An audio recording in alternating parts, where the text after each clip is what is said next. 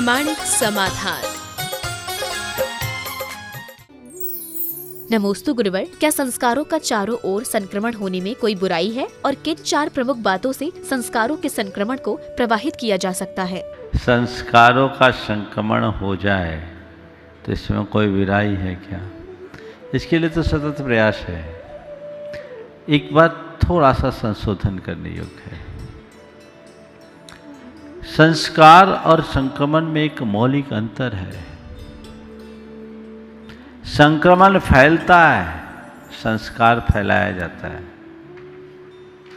संस्कार जगाए जाते हैं। संस्कार तो एक प्रवाह है जिसे हमें नीचे उत्तरोत्तर आगे बढ़ाना होता है। संक्रमण धुआं की भांति है जो बहुत तेजी से फैल जाता है। आपने पूछा है कि संस्कारों के प्रवाह को हम कैसे बढ़ाएं। अगर हम संस्कार को बढ़ाना चाहते हैं तो 4 बातें आपसे बता देता हूं। सबसे पहले अपनी निष्ठा को प्रगाढ़ बनाएं। निष्ठा के अभाव में संस्कार नहीं टिक सकते। हमारी निष्ठा गहरी होनी चाहिए। दूसरी बात, हम सत्संग करें, सत्पुरुषों का समागम करें। उनसे हमें मौलिक प्रेरणा मिलती है। अंतस में संस्कार जमते हैं, जगते हैं।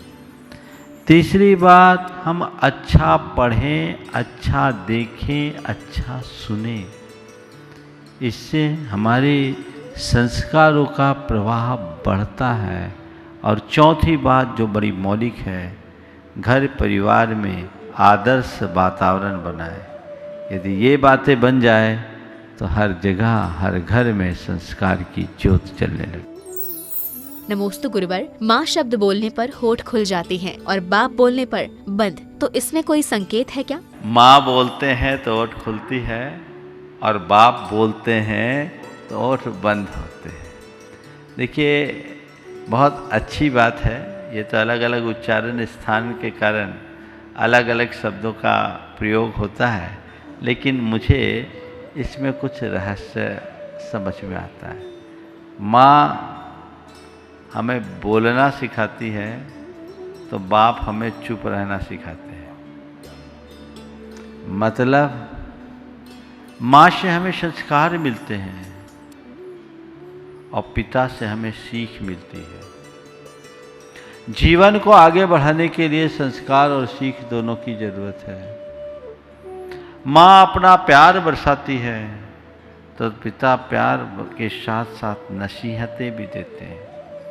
केवल प्यार से जीवन बिगड़ सकता है, इसलिए नसीहत भी चाहिए। अतः माँ और बाप दोनों को ध्यान में रखना पड़ता है। और एक बात को और ध्यान में आप एक बात की और ध्यान आकर्षित करना चाहूँगा। आपने देखा, जब कभी कोई भयानक बात सामने आती है, अरे बाप, उस समय माँ याद होते कि बाप, बप्पा रे, अरे बाबा रे, आता है ना। हाँ? और जब पीड़ा होती है, दुख होती है, अरे माँ। तो ये अलग अलग स्थितियां हैं हमारे जीवन में। माता और पिता दोनों का महत्वपूर्ण स्थान है। एक दिन मैंने कहा था, माँ परिवार की धड़कन है तो पिता परिवार का मस्तिष्क है। जीवन में हृदय की धड़कन और मस्तिष्क दोनों की बहुत महत्वपूर्ण भूमिका है और दोनों को साथ लेकर के चलना है। दोनों का गौरव सुरक्षित करके चलना है।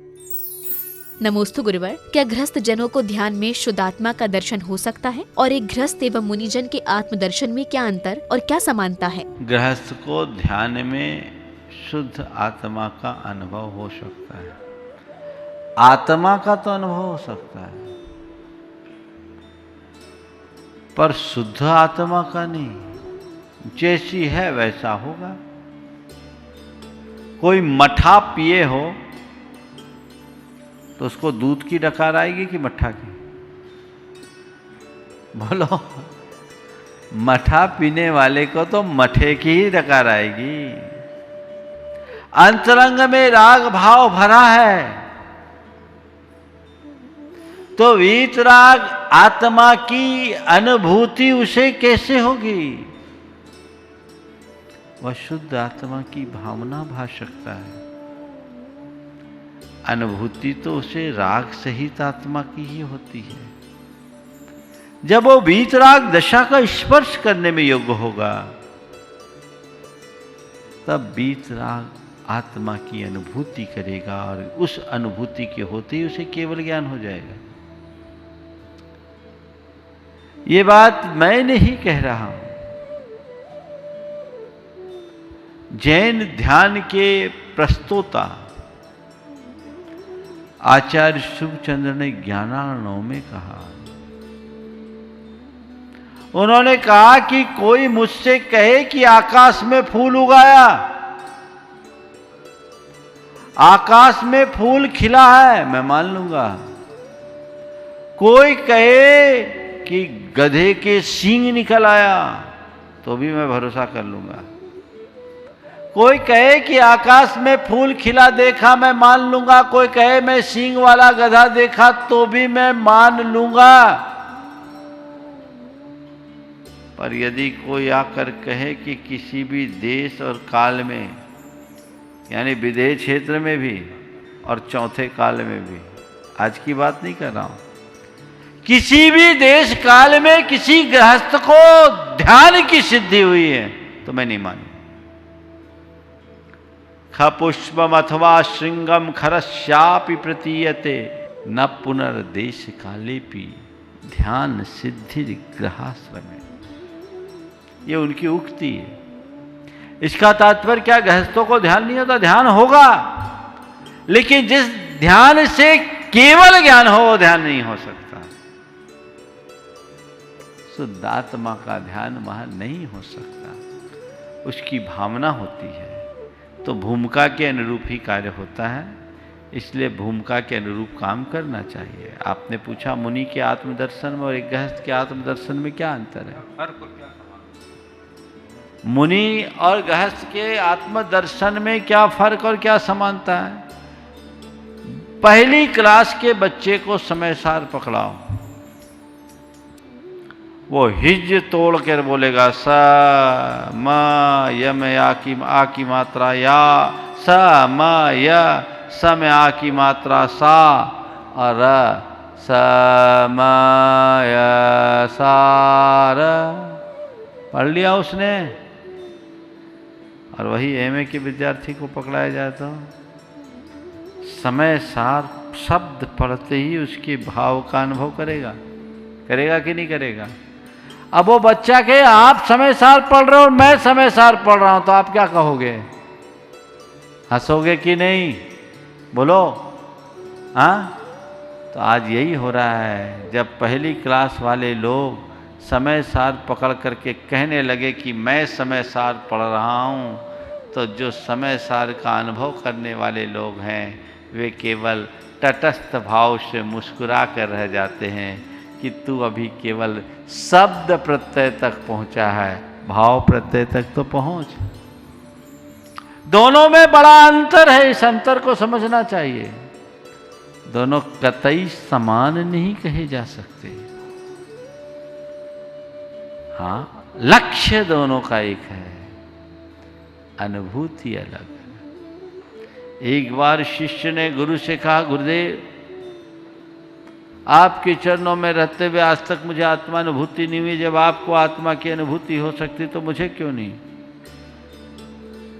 गुरु ने कहा ठीक है, आज इसका रहस्य बताता। एक काम कर, एक नदी बाजू में बहती से जा, नदी से एक लोटा पानी लिया। शिष्य गया, नदी से लोटा भर के ले आया। शिष्य गया, नदी से लोटा भर के ले आया। गुरु ने कहा वत्स इस लोटे में नाव चला के बता। इस लोटे में नाव चला के बता। गुरुदेव, नाव तो नदी में चलेगी, लोटे में नाव कैसे चलेगी? नाव तो नदी में चल सकती है, लोटे के पानी में नाव कैसे चल सकती? गुरु ने कहा, बस जो पानी नदी में वही पानी लोटे में है। जब नदी के पानी में नाव चल सकती है तो लोटे के पानी में क्यों नहीं चल सकती? जो पानी नदी में है वही पानी लोटे में है। जब नदी के पानी में नाव चल सकती है तो लोटे के पानी में नाव क्यों नहीं चल सकती? शिष्य को बात समझ में आ गई। तत्क्षण गुरु चरण को पकड़ लिया। गुरुदेव, आपने मुझे बहुत अच्छा संदेश दे दिया। मैं अभी लोटा हूं, मुझे नदी बनना होगा। मैं लोटा हूं, मुझे नदी बनना होगा। और लोटा से जब नदी बनूंगा तभी नाव चल पाएगी। इसलिए भाइयों, इतना तो सौभाग्य है कि कम से कम आपके पास पानी है। अब इस लोटे को नदी बनाने का उपक्रम कीजिए और आत्मानुभूति की नाव सर पर चलाइए। नमोस्तु गुरुवर, क्या किसी व्यक्ति का प्रतिमान योग को छोड़ सीधे द्रव्यान योग का स्वाध्याय करना उचित होगा? प्रतिमान योग को स्किप करके सीधे द्रव्यान योग पढ़े तो क्या होगा? भाई सीधी बात है, नीचे की कोर्स करे नहीं, सीधे ऊपर का कोर्स करेगा तो क्या होगा? अर्थ का अनर्थ होगा। कुछ लोग हैं जिनके हृदय में प्रतिमान योग के प्रति केवल कथा कहानी जैसे भाव है, जबकि प्रतिमान योग में कथा कहानी नहीं है, पूरा जीवन दर्शन है। और द्रव्यान योग की बातें भी हम प्रतिमान योग से प्राप्त कर सकते हैं, चरणान योग भी प्राप्त कर सकते हैं, करणान योग भी प्राप्त कर सकते हैं। उसे बोधि समाधि का निधान कहा गया। इसलिए हमें क्रम से अध्ययन करना चाहिए। कदाचित ना भी कर पाए तो उसके प्रति उपेक्षा का भाव तो नहीं रखना चाहिए, तभी जीवन सार्थक। नमोस्तु गुरुवर, यदि किसी व्यक्ति का चरित्र ठीक ना हो परंतु वह व्रत को अंगीकार किए हो तो व्रतों के कारण उसके पाप धुल सकते हैं? भैया, व्रत का मतलब क्या है? केवल खाने पीने की शुद्धि का नाम क्या? चारित्र का ही नाम तो व्रत है। अगर हमारा आचार विचार निर्मल नहीं है तो व्रत कहाँ? ये तो ऊपर का चोला है। व्रती वही है जो अंदर से विशुद्ध है। अशुभ की निर्वृत्ति और शुभ की प्रवृत्ति के का नाम ही चारित्र है। यदि ऐसा नहीं हुआ तो चारित्र का कोई काम नहीं। नमोस्तु गुरुवर, सफलता किसे कहते हैं और किस प्रकार की सफलता को स्थायी सफलता मानना चाहिए? देखिए, सफलता के लोगों ने अलग अलग मायने व्याख्यायित किए। मेरे देखिए, सफलता का अर्थ है किसी निर्धारित लक्ष्य को प्राप्त कर लेना सफलता है। हर व्यक्ति का अपना अपना लक्ष्य है। जिसने जैसा लक्ष्य निर्धारित किया उसने उसे पा लिया, वो अपने आप को सफल मानता है। लोक में सफलता इसी रूप में देखी जाती है। एक विद्यार्थी पढ़ाई कर रहा है और उसने अच्छे मार्क्स लेकर के अपनी परीक्षा पास कर ली, वो अपने आप को सफलीभूत मानता है। एक व्यापारी ने एक टारगेट रखा और उसने टारगेट को टच कर लिया, वो सोचता है इतनी मेरी कमाई हो गई, वो सफल मानता है। कोई व्यक्ति अपनी गृहस्थी बसाना चाहता है और अपने पारिवारिक जिम्मेदारियों को पूर्ण करना चाहता है, उसमें सफल हो जाता है तो उसे अपना सफलता मान लेता है। कोई राजनीतिक क्षेत्र में आगे बढ़ता है और उसे कोई अपेक्षित उपलब्धि हो जाती है, वो अपने आप को सफलीभूत मानता है। हर क्षेत्र का अलग अलग है। एक पंक्ति में कहूँ, निर्धारित लक्ष्य को प्राप्त कर लेना सफलता मानी जाती है। लेकिन ये सफलता वास्तविक सफलता नहीं, क्योंकि ऐसी सफलता अस्थायी दिखती है। व्यक्ति का लक्ष्य होता है, उसे प्राप्त करता है, कालांतर में उसका लक्ष्य बदल जाता है और यदि परिस्थितियां बदल जाए तो अपने आप को विफल भी मानने लगता है। सच्ची सफलता क्या? सच्ची सफलता वह है कि जिसके पाने में भी हमारी स्थिरता हो और कदाचित खो जाए तो भी स्थिरता हो।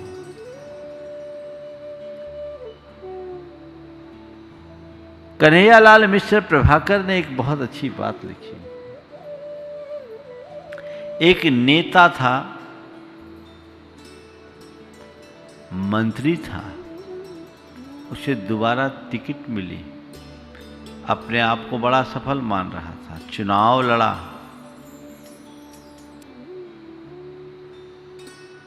उसका मित्र कवि था। कवि ने भी उसके चुनाव प्रचार में जीतोड़ मेहनत की, पर भाग्य साथ नहीं दिया। मंत्री जी चुनाव हार गए, रोना सा मुंह लिखे बैठे हुए थे। लेकिन कवि महोदय उस घड़ी में भी अपनी नई रचना को बड़े उत्साहित होकर के सुनाना चाह रहे थे। मैं पूछता हूँ, दोनों में सफल किसको माना जाए? तो सफलता को इस अर्थ में देखना चाहिए, सच्ची सफलता मन की प्रसन्नता को टिकाए रखना है, और जो हर स्थिति में अपने मन की प्रसन्नता को टिकाए रखने में समर्थ होता है, मेरी नज़र में वही सफल कहलाने का अधिकारी होता है। नमोस्तु गुरुवर। आचार्य श्री विद्यासागर जी महाराज के अपने गुरु के प्रति गुरु कृपा से बांसुरी बना, मैं तो ठेठ बास था का क्या अर्थ है? गुरु कृपा से बांसुरी बना, मैं तो ठेठ बांस था।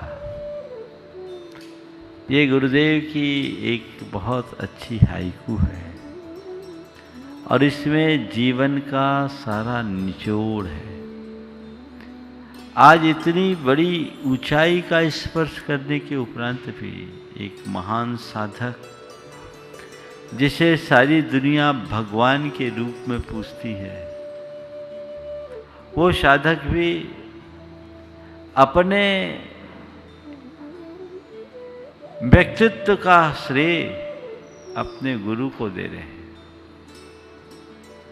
और यही गुरु की महत्ता को दर्शाते हैं।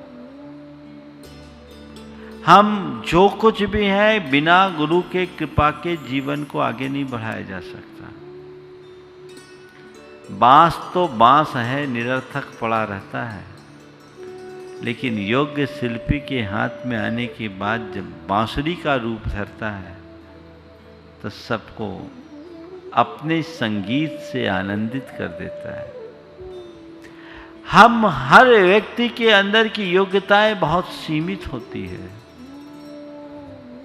पर जिस पर गुरु की कृपा बरस जाती है, वो अपने अंतस की असीमित योग्यताओं को उद्घाटित करने में समर्थ हो जाता है।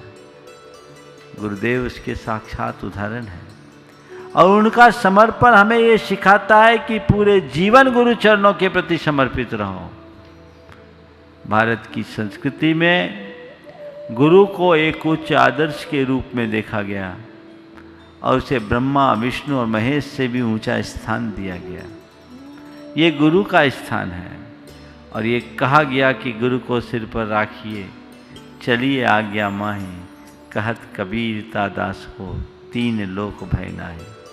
ये गुरु की महिमा है, तो हम समझें, गुरु की गरिमा को समझें। बिना गुरु के जीवन का उद्धार नहीं।